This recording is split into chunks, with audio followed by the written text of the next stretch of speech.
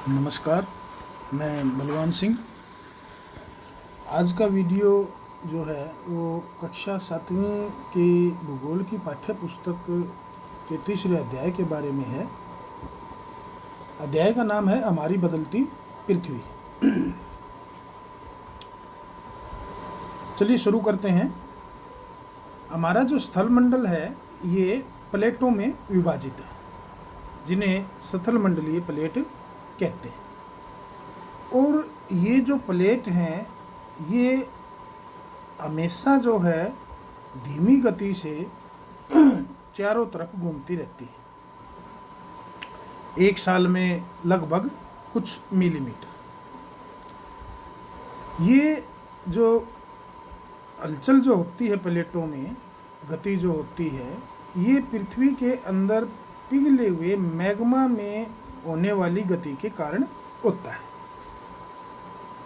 आप जानते हैं कि पृथ्वी की 3 परतें हैं, भूप्रपटी, मेंटल और क्रोड।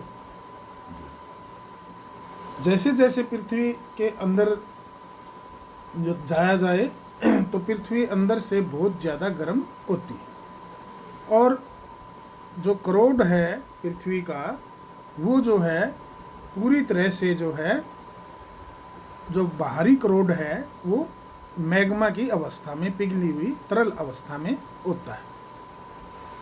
तो जैसे आपने देखा कि कई बार आप देखते हुए पानी जब उबालते हैं तो पानी का जो तल है वो जब अत्यधिक गर्म हो जाता है, इतना गर्म हो जाता है कि ऊर्जा वहाँ पर जो है नहीं रह पाती और ऊर्जा का संचरण होना शुरू हो जाता है, और ऊर्जा जो है पानी ऊपर की ओर जो है उठने लगती है।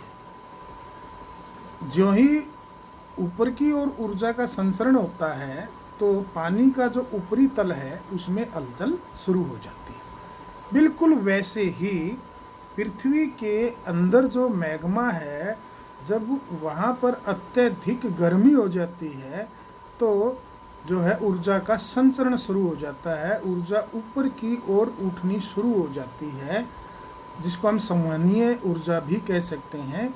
और ये जो है ऊपर प्लेटों से टकराती है तो उससे प्लेटों में मूवमेंट यानी गति शुरू हो जाती है, जिसके कारण प्लेटें जो हैं वे गति में रहती हैं। इन प्लेटों में जो गति होती है उसके कारण पृथ्वी की सतह पर भी परिवर्तन होते हैं। अब पृथ्वी की सतह पर जो है 2 प्रकार से परिवर्तन होते हैं। एक परिवर्तन तो पृथ्वी की सतह पर होता है उस बल से जो पृथ्वी के अंदर होता है, यानी पृथ्वी के अंदर जो बल घटित होता है उसके कारण पृथ्वी पर जो है परिवर्तन होता है, जिसको हम अंतर्जनित बल कहते हैं। और एक जो बल होता है वो पृथ्वी की सतह पर होता है, जिसको हम बहिर्जनित या एक्सोजेनिक फोर्स भी कहते हैं। हम बात करते हैं अंतर्जनित बल की। अंतर्जनित बल जो है इससे जो है 2 प्रकार की गति होती है पृथ्वी पर। एक तो आकस्मिक गति होती है, जिसके कारण भूकंप और ज्वालामुखी जैसी जो है घटनाएं घटित होती हैं। और इन आकस्मिक जो गति के कारण जो है पृथ्वी पर बहुत अधिक नुकसान होता है।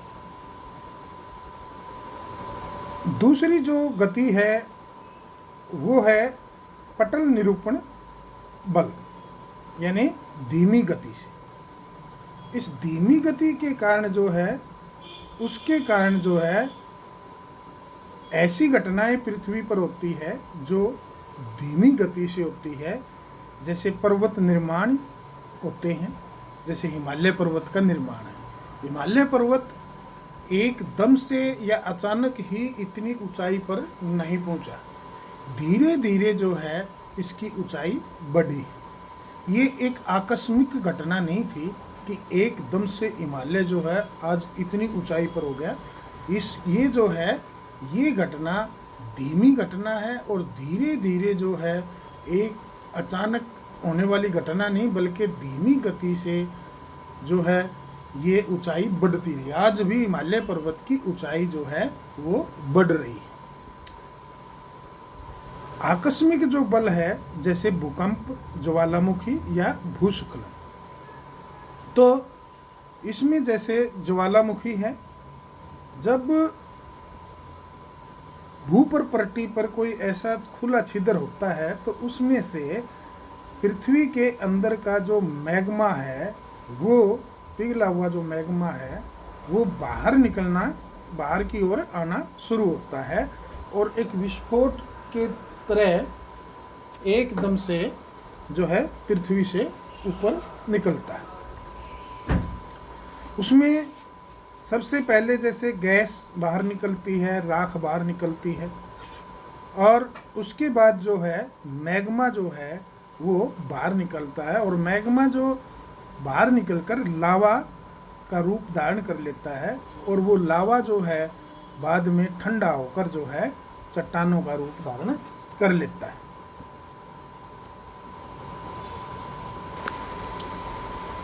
ज्वालामुखी विस्फोट के दौरान बहुत सारी चीज़ें बाहर निकलती है, जैसे गैस है, राख है, कंकड़ पत्थर, खनिज पदार्थ, जलवाष्प, लावा। और ये जो है बाहर निकलने के बाद ठंडे होकर जो है कठोर चट्टानें बन जाते हैं, जिनको हम आग्नेय चट्टान भी कहते हैं। मैग्मा और लावा में क्या अंतर है? जब पृथ्वी के अंदर जो है ये जो पिघली हुई अवस्था में जो पृथ्वी है, ये जब पृथ्वी के अंदर हटती है तब इसको मैग्मा कहते हैं, और जब ये पृथ्वी से बाहर निकल जाती है और इसमें से गैस निकल जाती है बाहर, तब इसको हम लावा कहते हैं। कई बार मैग्मा जो है वो पृथ्वी के बाहर नहीं आ पाता है और पृथ्वी के अंदर ही जम जाता है।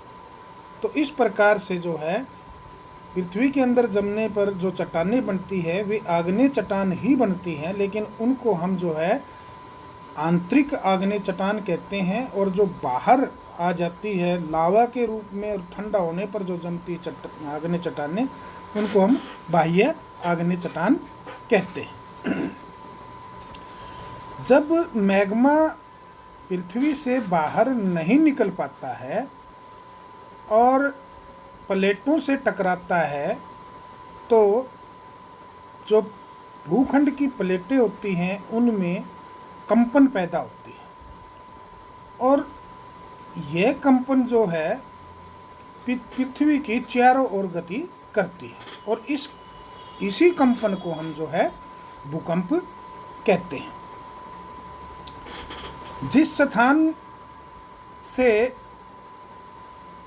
कंपन शुरू होती है या भूप्रपट्टी के नीचे वो स्थान जहाँ कंपन आरंभ होती है, उसको हम उद्गम केंद्र कहते हैं।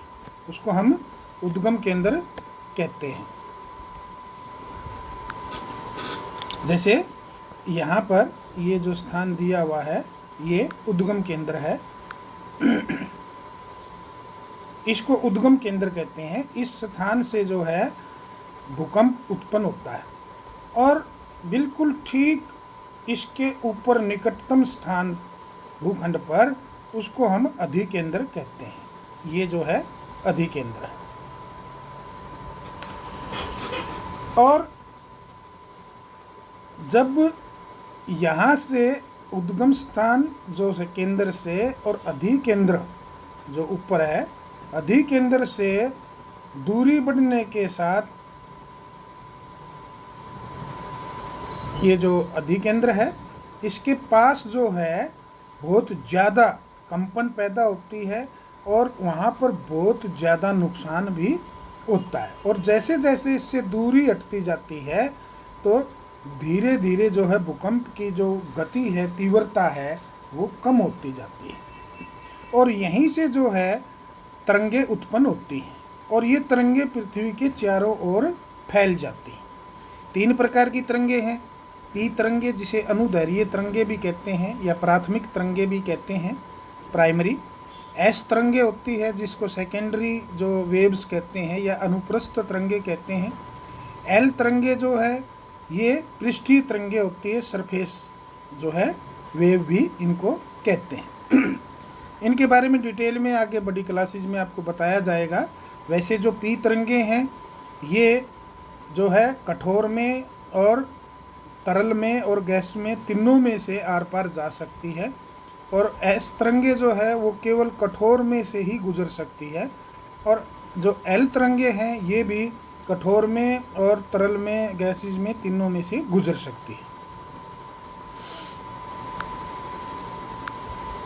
तो इस प्रकार से जब भूकंप जो है पृथ्वी पर आता है तो उसके बहुत ज़्यादा नुकसान होते हैं। भूकंप की कोई भी भविष्यवाणी जो है संभव नहीं है।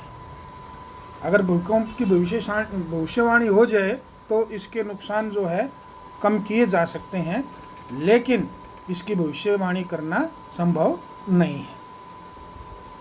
बहुत सारे जो है स्थानीय तरीकों से भूकंप का अनुमान लगाया जाता है, जैसे जानवरों के व्यवहार से या तालाब में मछलियों की जो उत्तेजना होती है उससे, या बिलों में रहने वाले जानवर जब उनमें खलबली मचती है तो उससे भूकंप का अंदाज़ा मात्र लगाया जा सकता है। भूकंप से बचाव कैसे किया जाए? एक तो जब भी भूकंप का आभास हो तो हमें सुरक्षित स्थान पर जाना चाहिए।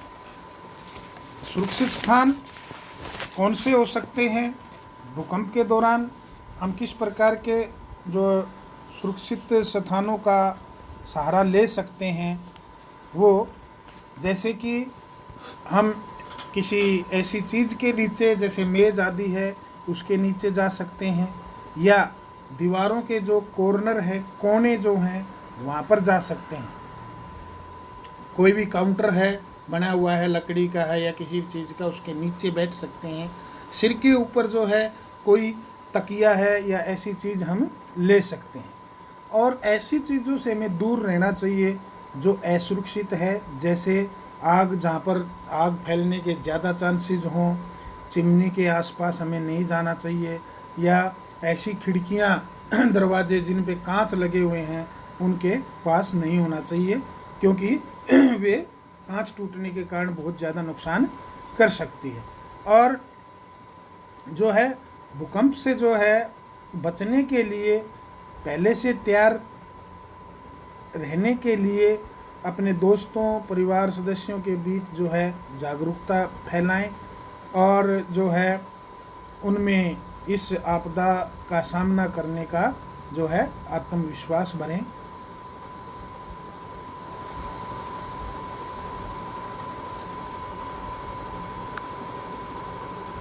भूकंप और ज्वालामुखी जैसी ही एक और भयानक घटना भी घट सकती है इस कंपन से, जैसे भूस्खलन, भूमि का खिसकना। तो कई बार जो है भूमि के जो है उभरे हुए भाग, ऊंचे भाग जो है वो एकदम से जो है अपनी जगह छोड़ देते हैं, खिसक जाते हैं और आगे जो है ढलान में चले जाते हैं, जिससे कई बार जान माल का बहुत ज़्यादा नुकसान होता है। तो इस प्रकार से आंतरिक जो अंतर्जनित जो बल है उससे आकस्मिक बल और जो है धीमे बल जो है होते हैं, जिनसे भूकंप, ज्वालामुखी विस्फोट और भूस्खलन जो है ये आकस्मिक बल में आ जाते हैं। और जो पटल निरूपण बल हैं वो जो है जैसे पर्वत निर्माणकारी बल है। अब बात करते हैं हम बहिर्जनित बल की, यानी पृथ्वी के जो है सतह पर होने वाले जो है बल के कारण पृथ्वी पर होने वाली घटनाएं।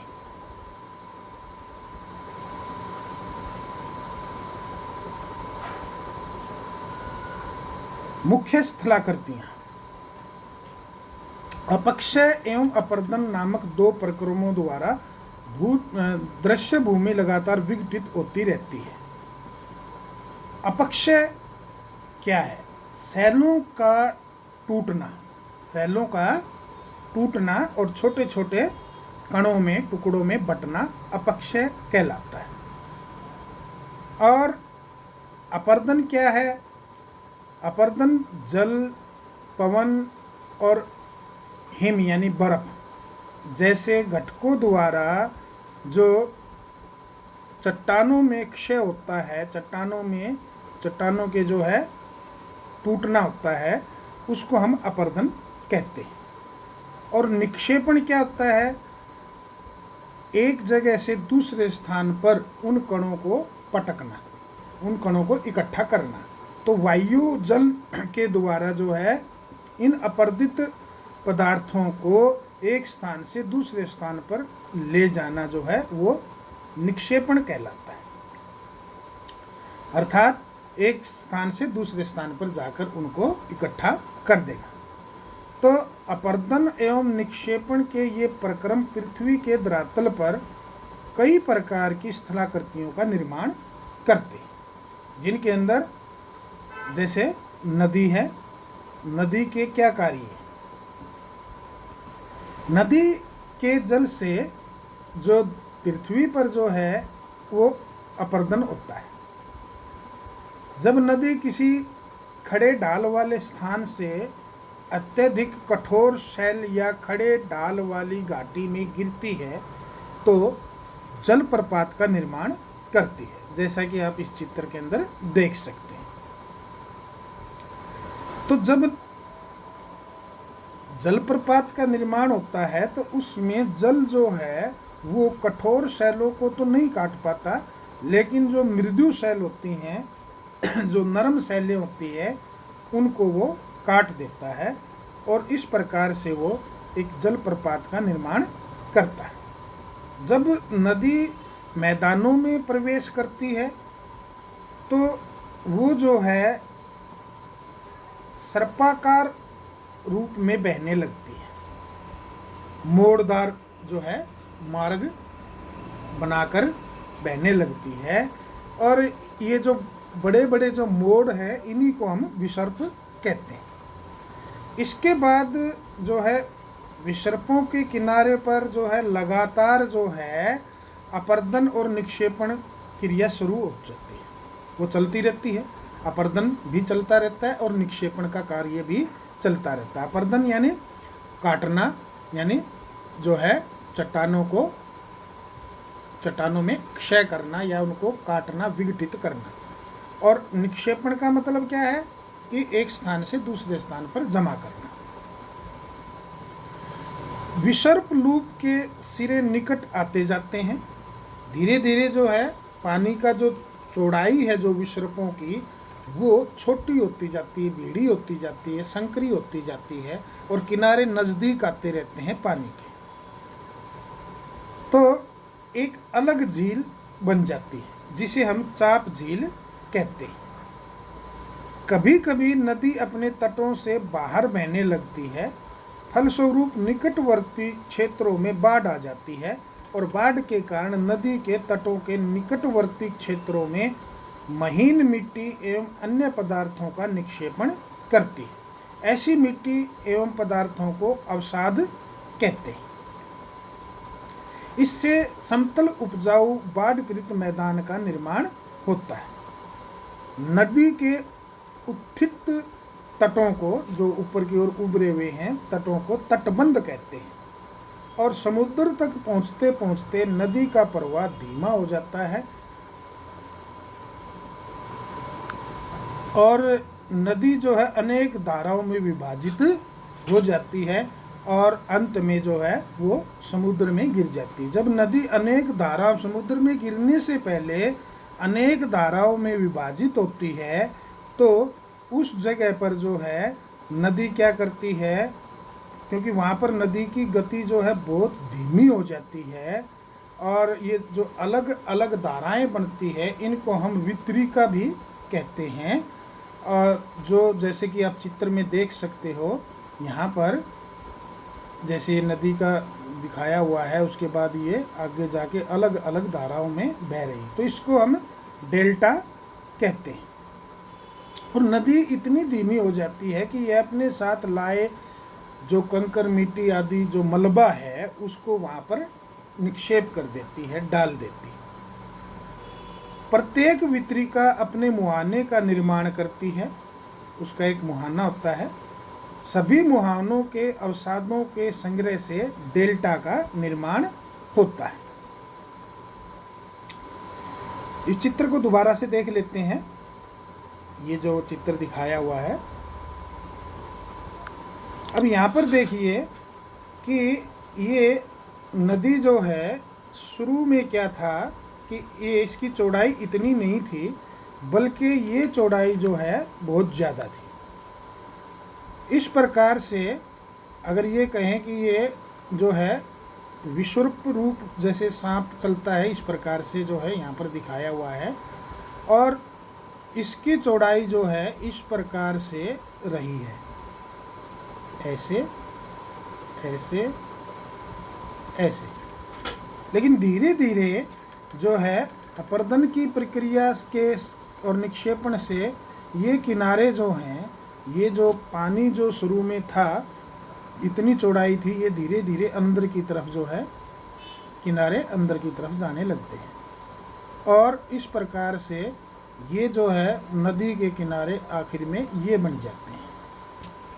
और इस प्रकार से कुछ क्षेत्र जो है ये बाहर की ओर नदी के किनारों से दूर रह जाते हैं, और ऐसे में चाप झील का निर्माण होता है। अब ये किस प्रकार से होता है इसको देख लेते हैं।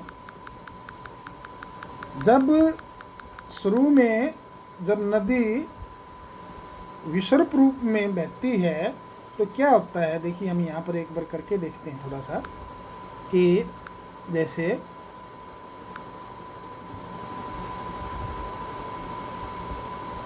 ये शुरू में इस प्रकार से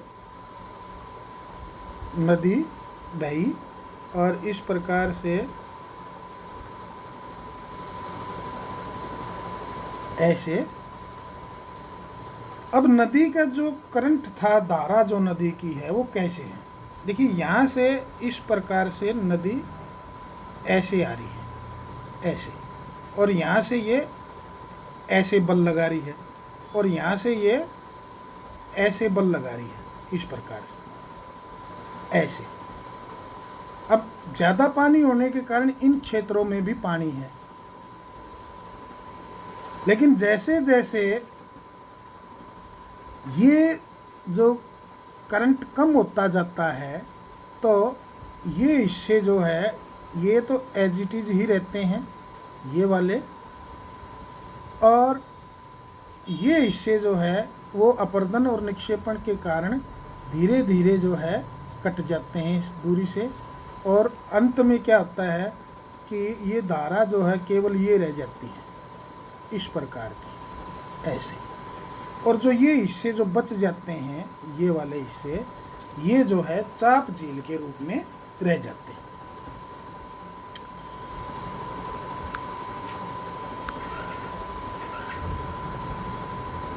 और जब बाढ़ आती है तो क्या होता है कि ये पूरी नदी जो है पूरी चौड़ाई में बहने लग जाती है, और पूरी चौड़ाई में बहने के कारण क्या होता है, ये देखिए ये जो बने हुए हिस्से ये वाले, ये तो पूरी चौड़ाई में बहती। लेकिन जब बाढ़ का जब पानी जो है कम हो जाता है तो पानी कम होने पर ये जो है पानी नीचे उतरने लग जाता है, और नीचे उतरने लग जाता है तो धीरे धीरे नदी जो है वो सर्पाकार में हो जाती है और उसके बाद सीधी हो जाती है, तब ये जो है चाप झील बनती है। और जब नदी का पानी जो है उतरता है तो बाढ़ के टाइम पे जो है नदी अपने साथ जो कंकर मिट्टी अवसाद है वो बाहर की ओर जमा कर देती है, उससे जो है ये तटबंध बन जाते हैं, जिसको हम बाढ़ का मैदान कहते हैं, और ये इसके तटबंध है ये वाले।